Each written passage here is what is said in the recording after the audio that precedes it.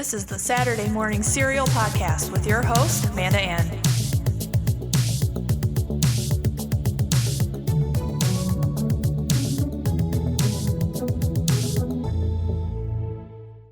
Hey, what's up, guys, and welcome to this week's episode of Saturday Morning Serial.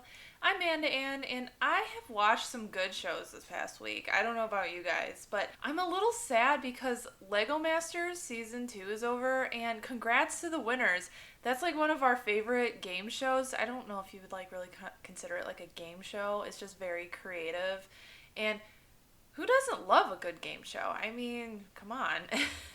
Lego Masters is just so freaking creative, and I love the visual effects put into it, especially taking like a builder's work and animating it when it's time for them to show it off. That part is so cool to me.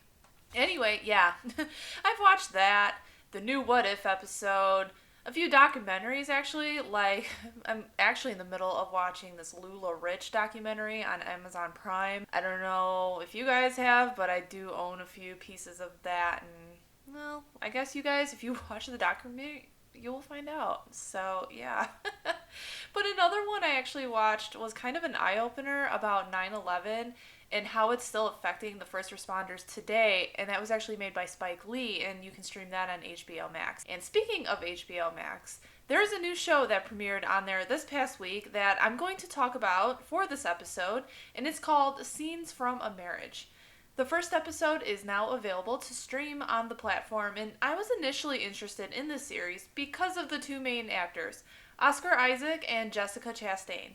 I adore these two, and I'm especially a big fan of Jessica's work in film, as well as her personality when we see her on talk shows and the like. I mean, she's hilarious in some of her interviews and sketches she's done. She can be so silly and goofy one minute, but be a cold-hearted, sinister character in a movie the next. I mean, come on, have you guys seen Crimson Peak? Her emotional range is just so great overall, and this series shines light on that fact that she could just go from 0 to 10. The show's premise is basically what the title is. It's written and directed by Hege Levy, and once again, sorry if I'm mispronouncing that. And one thing that draws the audience to this series is what I stated above. You got two blockbuster actors as your main characters, and you want to see their interaction with each other. Plus, that little bit of random PDA from Oscar Isaac smelling or kissing, I don't even know what he was doing, Jessica's arm. That was at the Venice International Film Festival, and that got the internet buzzing. And I'm pretty sure they're both married, so they're probably doing it for the audience of the show. Who knows?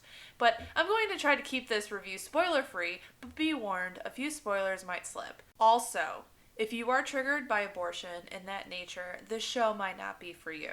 The start of it was very interesting to me. Though because we see Jessica arriving on set, the crew addressing her, telling her good morning and such, and then they start rolling and the show starts there. I'm wondering why they broke the fourth wall right at the start and then kind of changed the pace, and you forget that part even happened towards the end of the episode. I don't know, it was kind of weird to me. It starts out with the setting of this couple's house. Their names are Mira and Jonathan, and they have a little girl with whom they both just adore. They meet a therapist in their living room and start talking about themselves. The therapist asks questions to kind of get to know them, but in reality, the audience gets to know them more and can already start making assumptions. You know by the look on Mira's face that things aren't great, and some of the answers they are given when asked by the therapist draws a picture of what their relationship could be all about and can be applied to the rule of marriage, always being honest with your partner. They don't communicate at all with each other, they have different goals, and they just want different things, and Jonathan makes some passive-aggressive comments also at the start with his answers to the therapist, and he kind of backtracks because he sees that he kind of either made Mira upset or might have offended her, and just kind of pretends he doesn't mean it, but you know he meant it. Right off the bat, I knew this marriage is full of secrets and lies, and they touch upon it a little bit, and then they go into a flashback. The timeline of this flashback seems very recent to the present time, and it was a treat to see Corey Stoll make an appearance as a friend named Peter. They have dinner with Peter and his estranged wife, I think. I can't... that's just it. I don't know. It just goes so fast, right? And the explanation to things just like kick off really fast. But his estranged wife, as I'm just gonna make her out to be, is Kate, played by Nicole Barre. Again, sorry. And a conversation turning south accumulates into a huge fight between the couple, and the women go upstairs and the men stay downstairs. Mira discovers a revelation in herself, and in my opinion, I think it dawns on her that she's not attracted to Jonathan like she used to be. So, in this same flashback, but that night after Peter and Kate go home, Mira tells Jonathan she's pregnant. I thought this story was happening in a very little time span at this point, so I'm kind of lost when placing this timeline of events out.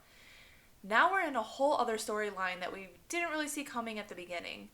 The couple obviously did not plan for the baby and are visibly and vocally very unsure of the future. They reach an agreement, but one party seems to have agreed just to make the other happy. That's not good, and unfortunately, many marriages and couples have that where you just agree because you don't want to argue. If you do that too much, then it can be extremely toxic and deteriorating to your health mentally and emotionally. Just always be honest.